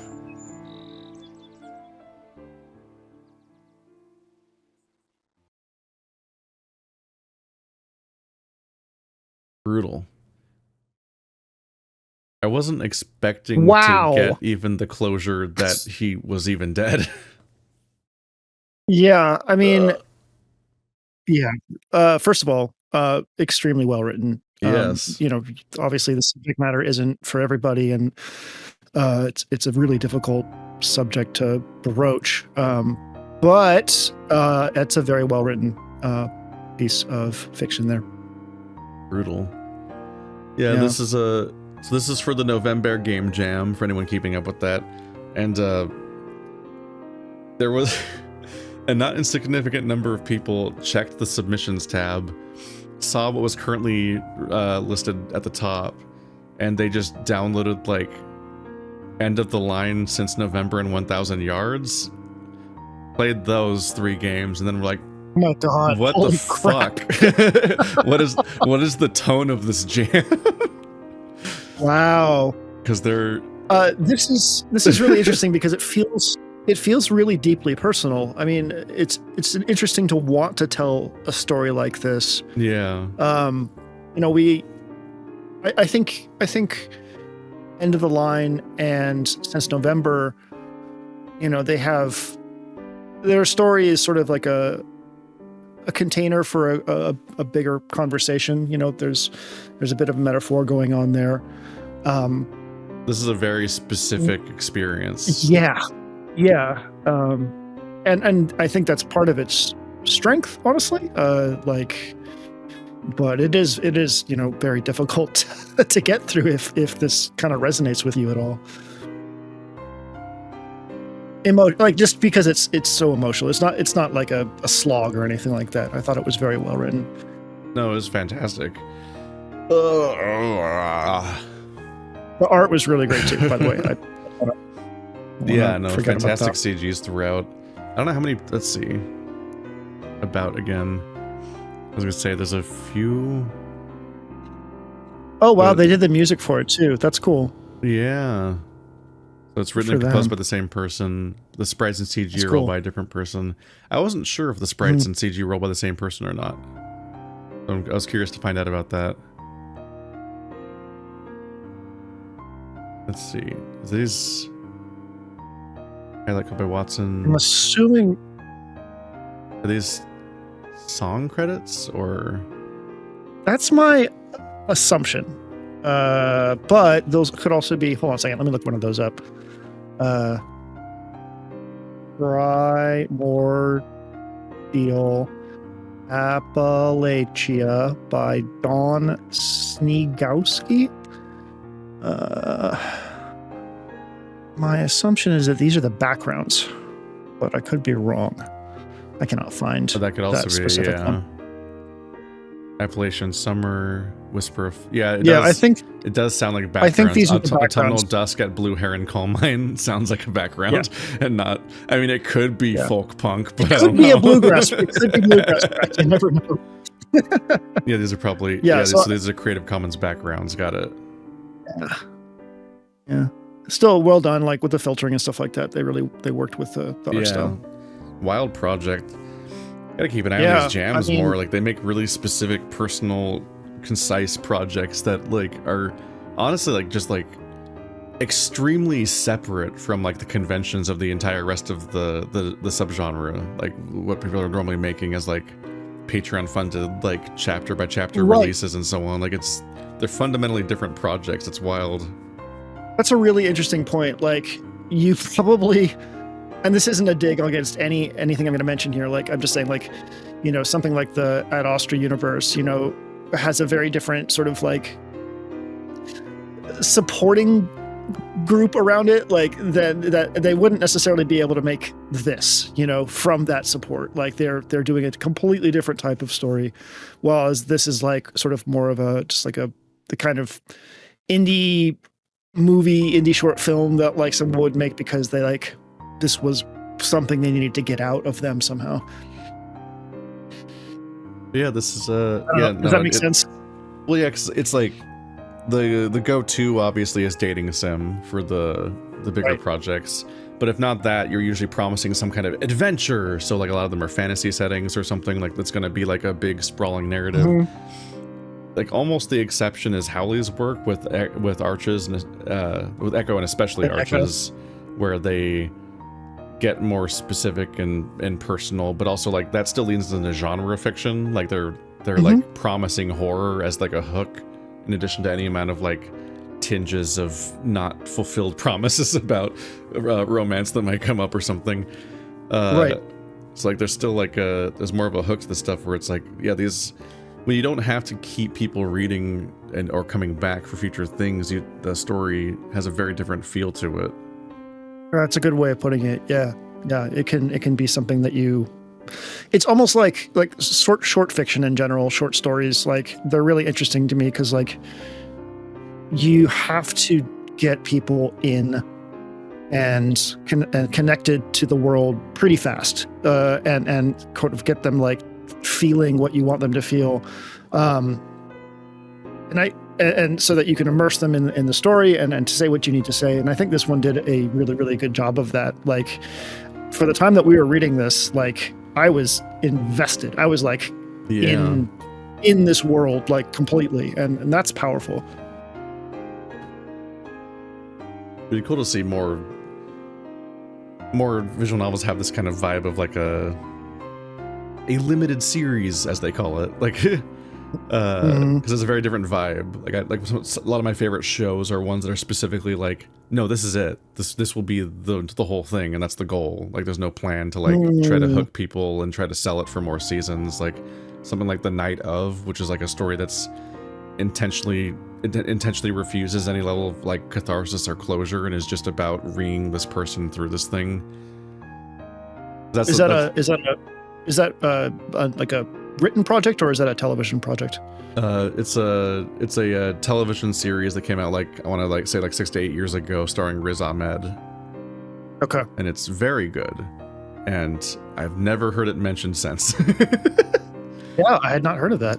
But it's just when you can do very different things when you're not trying to sell the idea of more narrative going forward, and it's been interesting seeing how introspective and how much the tone varies there. It's interesting because I've played 4 of these now.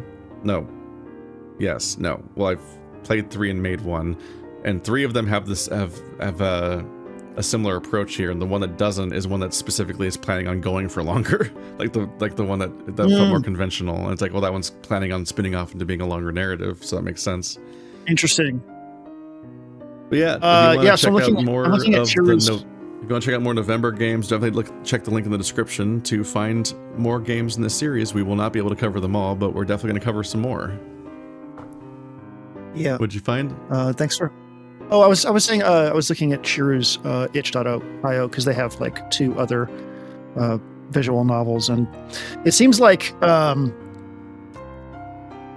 they have a predilection for like more adult, mature, possibly like emotionally mature, not like necessarily sexually mature. So you can check out the rest of their stuff as well. They've got 2 other VNs on their page on itch.io, which I'm assuming is linked in the video description here. And I think that's going to be it for this time. I've been here with Red Beans Recording. You can find him on YouTube as well for lots of music. And I'll see you guys next time. Bye.